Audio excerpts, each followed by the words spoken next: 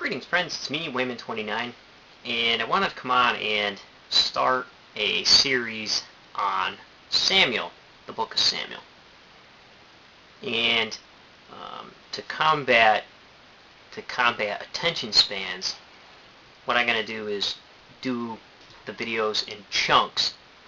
Because what happens if you post a series of videos, video part 1 will get all the views, but nobody ever makes it to part 12. So what I'm going to do is occasionally post videos dealing with the topic. So what you can do is maybe get a Bible that you can mark up, because this is going to be pretty exciting, and we're gonna talk about some of the stuff going on in the text of Samuel. We'll talk about some of the textual criticism about Samuel, the text of Samuel.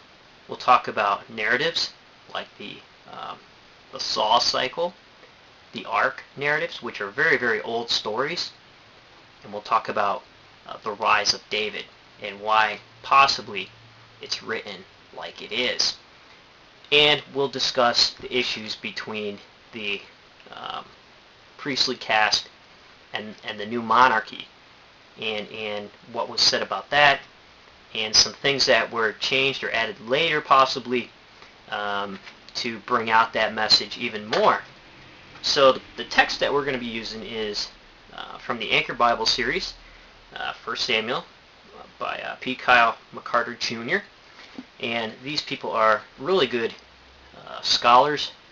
They've been in the field, and they can actually read foreign languages and biblical languages and do comparisons, and they have access to all kinds of information. So we're going to be talking about 4Q Samuel A and B out of the Dead Sea Scrolls.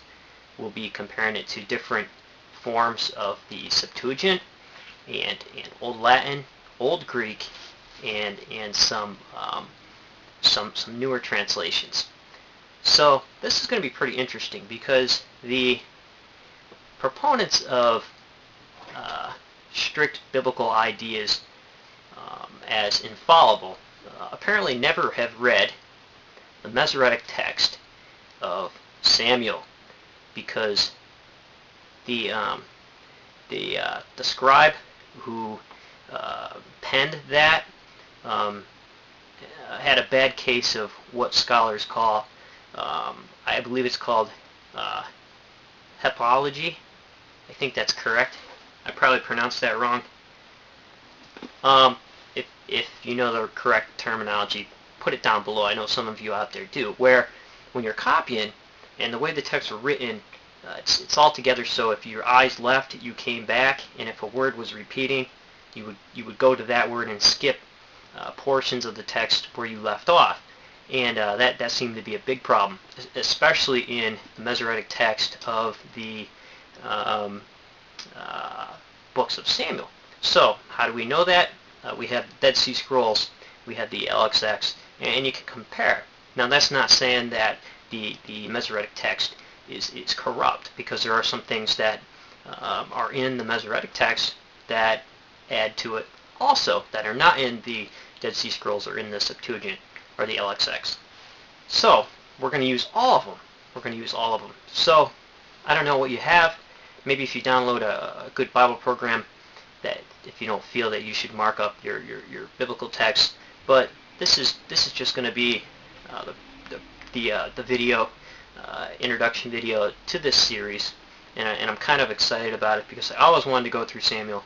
There's some really great poems in there, especially the prayer of Hannah in the beginning, which is beautiful, and narratives like that of Judges you find in Samuel, especially the birth of Samuel, which in some instances may have crossed with the birth of Saul. So we'll take a look at that, and everything I say is pretty much a hypothesis, and all this stuff is pretty much up in the air.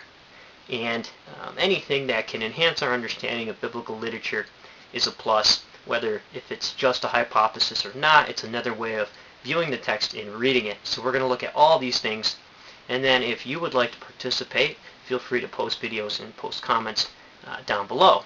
And I'm not a part of any belief system. I'm not here to proselytize, and I don't really cater to any belief system. However, I have profound respect for religious literature, and I really, really love biblical literature, and I really, really love the progression of it through time and how we use it today. I'm very interested in metaphors, symbols, and things like that. So we'll see where we can go with this, and according to your belief system, do with it what you can, and what you can't, don't worry about it, because this isn't a life or death situation. We're just talking about hypotheses here that some biblical scholars have made, and some of those may be far different than the theological views. The theological views may be far different from the historian's view. So we'll look at both, and hopefully it won't be a big issue. So thanks for watching. I hope you enjoy this as much as I will. So take care, friends, and remember, until the next video, if everybody's thinking alike, then somebody isn't thinking.